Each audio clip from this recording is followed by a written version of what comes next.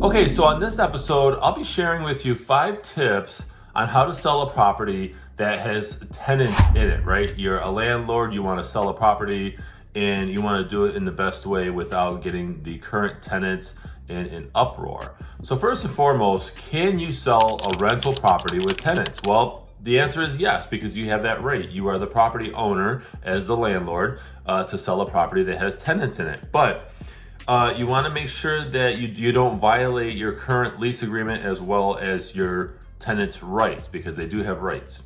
It's important to remember that you'll have to handle the sale of a property in a way that is fair to your tenants as well as yourself, right?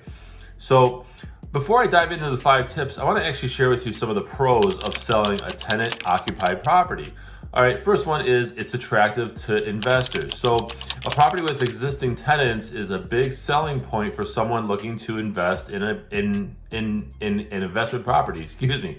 Already having a tenant means that the new owner, potential investor, could actually benefit and maybe even keep them in there. Although many times the rent goes up at the next lease agreement negotiation. So that almost always happens, at least what I've seen in my experience. And then the second pro is it's already staged. So you're selling a house, the tenants aren't going to stay. There's furniture in it, there's things, it's already staged, okay? So with pros, there are cons. And by the way, after these cons, we're going to actually dive into the 5 tips, okay? So bear with me here. Some of the cons are that you can have unhappy tenants. If you don't want the tenants to stay, you want them to vacate before you sell or during the process, they're going to be unhappy and they're going to make it harder to show the property to potential buyers. And then the second con is the property can become poorly maintained. So if it's been a while since you've done a rental property inspection, you may find the property in less than ideal condition for selling. So many times, too, tenants just kind of stop caring when they know that they have to be out.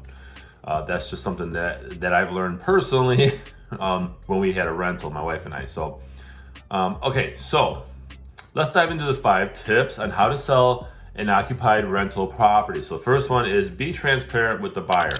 Let potential buyers know, hey, listen, there's a tenant in there. Maybe they're not happy that they're going to be moving, but they are in there and there is a lease agreement in place. Second one is communicate with your tenants. Be open with your tenants. Don't try to be shady. Don't try to be, brief with them. And actually communicate with them. Communicate your plans as early as possible as well. If you're thinking about selling in spring, for example, let your tenants know in the wintertime, hey, the late wintertime, hey, listen, I'm looking to sell the property in the spring. That gives them more time to actually prepare and maybe find another place to live if they're not going to be offered to stay with the property. Number 3, make showing times convenient. So someone's living there.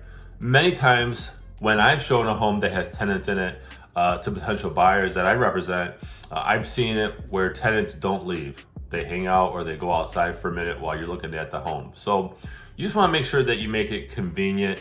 At least put in my experience, my advice would be to put in a 24-hour notice.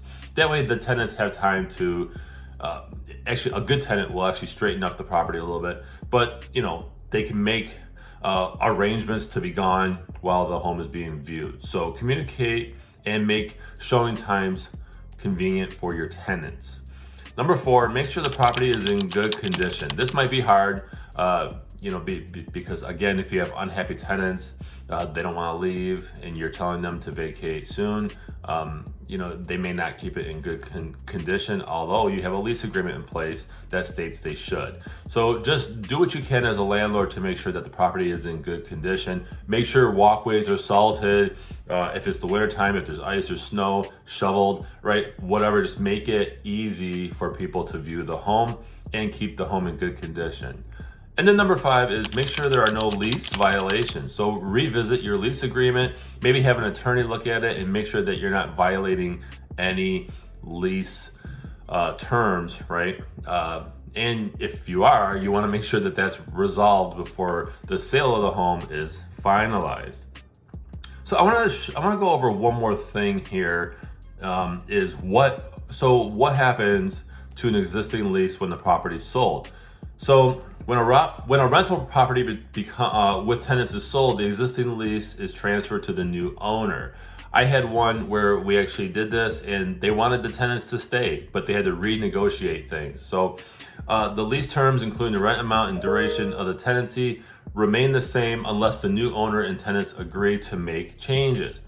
The new owner of the home is bound by the existing lease terms and cannot ask the tenant to vacate the property or increase the rent until the lease is up. So I mentioned this earlier in this episode where I said many times the lease will be renegotiated, and a lot of times it will increase at the end of the lease. So the new owner comes in, buys the home, and guess what? They renegotiate when that lease is up. Unless there was something in the lease agreement where the past landlord actually evicts the current tenants. Many times tenants are allowed to stay in, and provided that an investor buys the property. A regular home buyer who wants to occupy the property as their main property, their primary residence, may say, you know what, we don't want the tenants in there, so they could do that. But so it's pretty simple. Okay, you are able to sell a property with tenants in it.